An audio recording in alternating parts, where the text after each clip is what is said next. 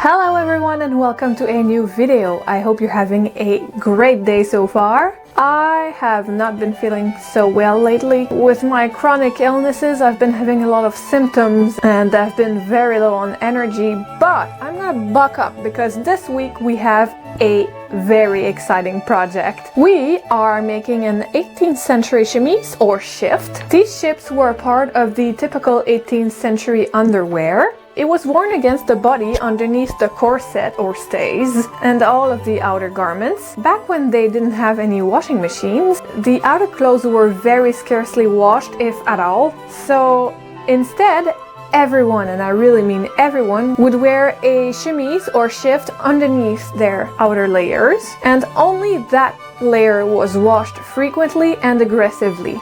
Because the shift absorbed the moisture and the dirt produced by the body, it would protect both the skin and the clothes. It basically filled the same purpose as, say, the t-shirts I'm always wearing underneath my sweaters. Because I'm wearing an extra layer underneath my sweater, I'm hoping to wash them fewer times and basically preserve them longer. I'm planning to make some shifts. I am planning on making some 18th century clothing in the vague future, but even now, while I still don't have any, these shifts will be a very welcome addition to my wardrobe.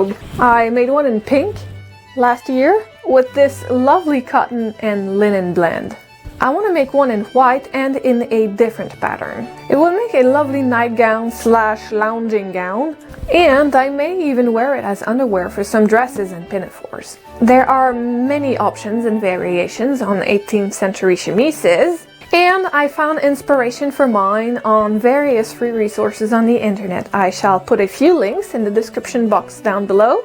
If you want to make your own 18th century shift, these might be of great help to you. Here's the design that I settled on for my first shift. There are gores on either side of the body. There are elbow-length sleeves, and the neckline is gathered at the front and the back, but not over the shoulders. A lot of these 18th century chemises featured a drawstring around the neck to be able to adjust the neckline to different garments, but not all of them did. Mine won't. Instead, I'll bind the gathers in place with bias tape. I haven't decided yet, but I may or may not add either a ruffle or some box pleats to the neckline as well as the sleeve hems. Here's a diagram of the shift's construction. A lot of these 18th century garments are made of one long continuous rectangle that's folded in two over the shoulders, like so, but it's not a golden rule, and I decided to make it into two separate pieces, which will feature a shoulder reinforcement. That's when you make the shoulder seam kind of overlap like so, by about 1 inch in total. So basically you press a ½ inch here, a ½ inch there, and you make it so that both pieces overlap by 1 inch in total, and then you stitch both sides of the overlap. Across those shoulder reinforcements you'll find the sleeves here, and under them the gussets. I'll show you how sleeve gussets work very shortly. And finally, on each side of the front and back body we have our side gores. Here, here, and then here and here. What's nice about a shift like that is that you don't have to have a pattern for it. You only need some basic measurements, and all the pieces are rectangles, one of which is cut in 2 triangles. For the main body, I need 2 big rectangles. For the width, I'm going with half of my bust measurement, plus ease and seam allowances. Mine is 19½ inches, and for the length, I'm going with the total desired length plus 1 inch of shoulder reinforcements and seam allowances. Mine is 46 inches. The 4 side gores pieces here are in fact 2 rectangles cut diagonally in 2. It can be longer or shorter, wider or narrower. It really is up to you and your personal taste. Mine is 30 by 10 inches, and that includes the seam allowances. The sleeves too are rectangles. For the width, I'm going with my desired sleeve circumference plus the seam allowance, which gives me 13 inches. For the length, you know what, please ignore this note here. I'm going for an elbow length sleeve, so mine is going to be 15 inches. That includes the seam allowance. And finally, there's a gusset piece. and that's a simple 5" by 5" piece of fabric. Alright, for this project I'm using this 100% cotton voile and some cotton thread. This very thin cotton fabric tends to be quite warpy, and it's kind of hard to cut straight, and I mean really straight, long lines. To try and alleviate that, I'm using a method called drawing a thread. I'm singling out one thread from the weave, pulling on it to make it stand out, and then removing it from the fabric bit by bit. This creates a consistent mark you can follow with your cutting tool of choice. This is extremely long and tedious work. It took me a whole afternoon to trace all my pieces using this method. Is it 100% worth it? I wish I could say not, but this is the only way to ensure that you got an exact shape, and it will result in a much better looking garment. I understand though that not everybody has that kind of time, but as a chronically ill person with lots of symptoms and very little energy, there are long periods where I get nothing but time, so I got comfortable, opened Netflix and binge watched half a season of Grey's Anatomy while doing this garment. By the way, peeps, don't sleep with your students and your interns. This is not an appropriate workplace behavior. While I'm cutting my pieces straight through that fine line, let me make a small announcement real quick. As I've previously hinted, my health has been getting worse, and producing one video per week has become the only thing my body and my brain can afford to do. All my other projects have been left aside, and I have been completely neglecting my housework. I've also started dreading my daily walk in the forest with Lucky, because apart from filming and editing, it's the only thing I find the force to do during the day. So I think I'm long overdue to make some changes. I've already switched from Wednesdays to Fridays, but starting now, I'm going to guarantee one video every 2 weeks instead of every week. This will give me some more time to plan for my other projects, like starting an online shop of some sort, sewing my husband's shirts, and film some projects that take up more time than a mere week. For the gore pieces, I got 2 of those 10 by 30 inches rectangles, and they both need to be cut diagonally in 2, which gives me 4 triangular gore pieces.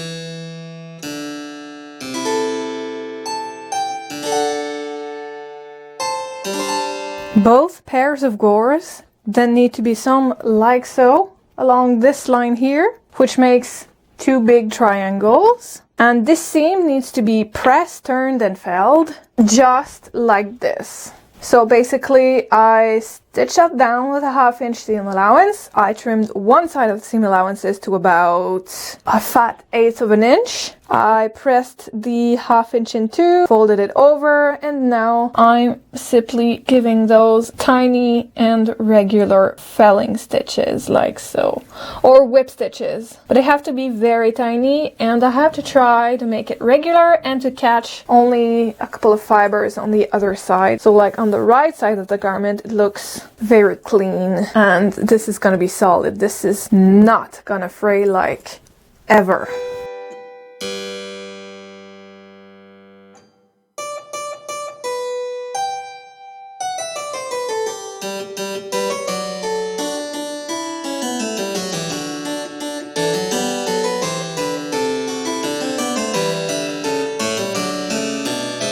I have 2 of these body panels, and they need to be sewn together at the shoulder seam while doing a shoulder reinforcement. We'll actually trace the neckline after we've done the shoulder reinforcements. For now, I'm gonna press and pin the shoulder together. So first I gave this piece a good spray. That's the shoulder right here. And I'm simply pressing the topmost 1/2" inwards, like so.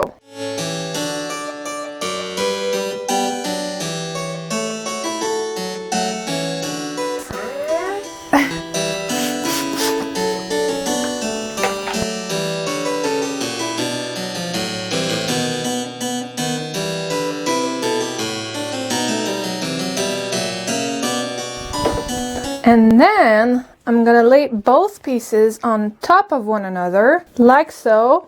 And as you can see here, I'm kind of hiding all the raw edges between the two layers. Okay, so I've overlapped them by about an inch and I've pinned them. And what I'm gonna do is hand stitch both sides with a felling stitch. So here along this fold and here along that fold.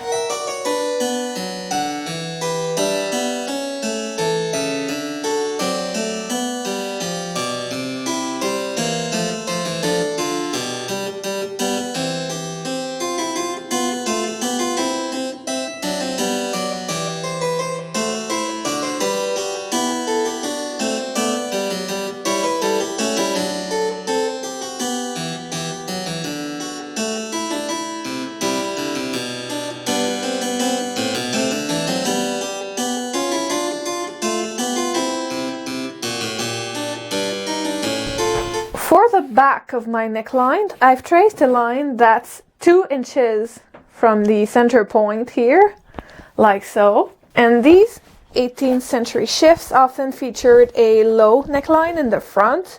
So I traced a parallel line that's 8 inches from the center point here. They also often featured a wide neckline and narrow shoulders. So I was hesitating between a 2-inch shoulder and a 2.5-inch shoulder. So I marked a 2.5-inch line for now. So I'll be able to put the whole garment on the dress form and then decide if I want to keep it this way. I've also taken my French curve, that's this handy dandy tool right here, and I've rounded off the corners of my neckline like so. If you don't have a French curve, you could also take a round object like either a plate or Tupperware and just round off these corners. These little squares here are the gussets, which placed at the armpit, they allow the sleeves to be moved around with much more flexibility without, you know, pulling or bunching up. I need to stitch one side of the gusset to the base of the sleeve here, but I'm gonna be careful not to go over that seam allowance here. Alright, so I'm basically gonna stitch from that point here up to there.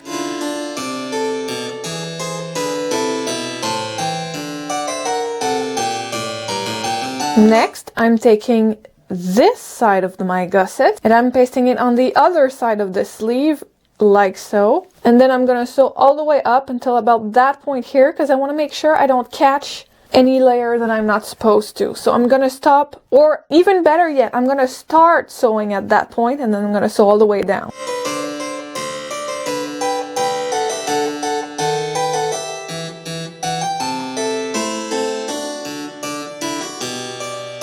So our gusset is now in place on both armpit corners of the sleeve. Now I can take the remainder of the sleeve seam, bring it together here, and basically sew from here to there with a 1/2-inch seam allowance, as always.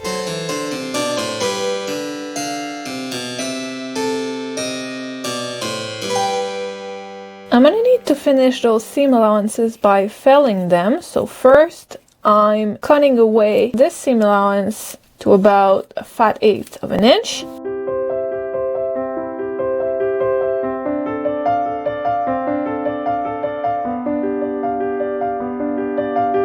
Let's just clip that little corner here, like so.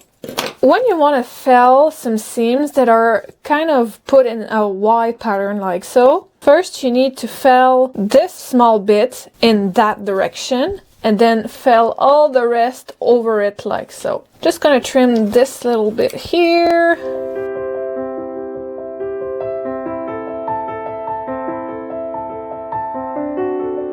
Let me take this to the ironing board and back real quick, and I'm gonna demonstrate this. It's gonna be real easier to understand.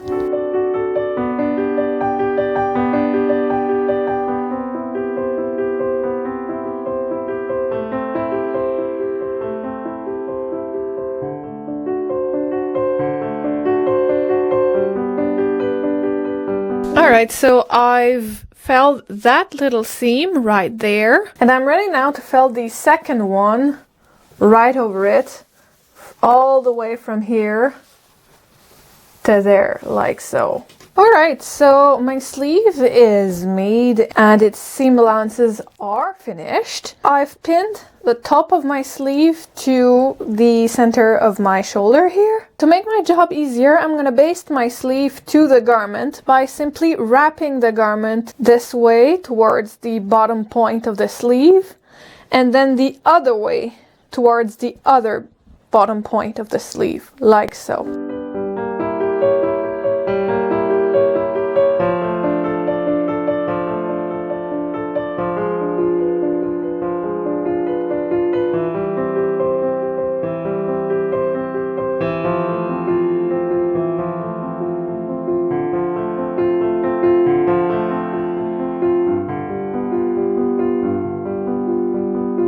So the sleeves are attached now. The seam allowances around the arm size aren't finished yet, because first I need to sew on the sides.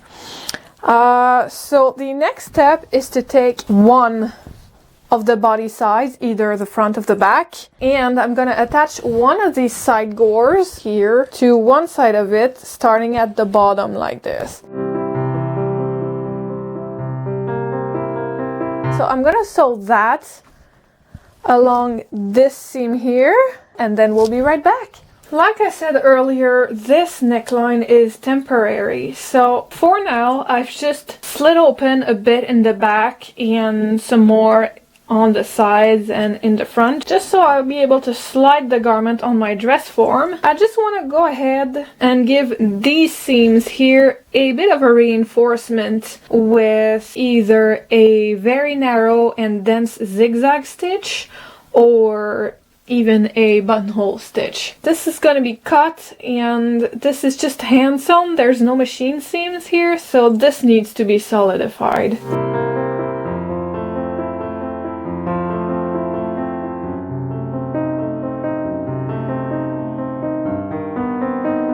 So this is the back of my shift right now. I've marked these 2 points here. So I'm gonna run some gathers between those 2 points. So I've put the same gathering thread in the front section from here to here.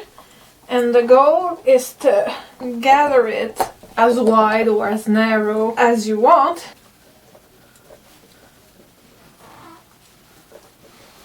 This looks nice. So let me just put a few back stitches here, just to make sure that I keep the right size here.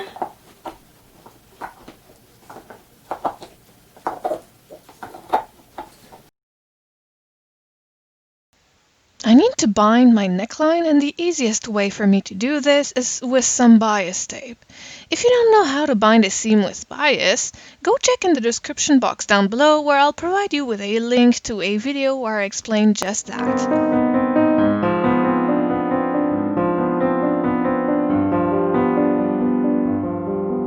Hey, so I thought I was going to be able to fell this seam before I attached that seam, but I was wrong, because I need to be able to work with those seam allowances here. So what I'm going to do, I'm going to sew from here to here on this side seam, and then from here to the bottom of the garment, like so. And then we'll be able to fell all those seams. After all that felling, I'm gonna also need to hem the bottom of the garment. How I do this is I turn the first 1/4 inch inwards while putting a running stitch, and then I'm turning it again, and this time I'm putting a whip stitch or felling stitch.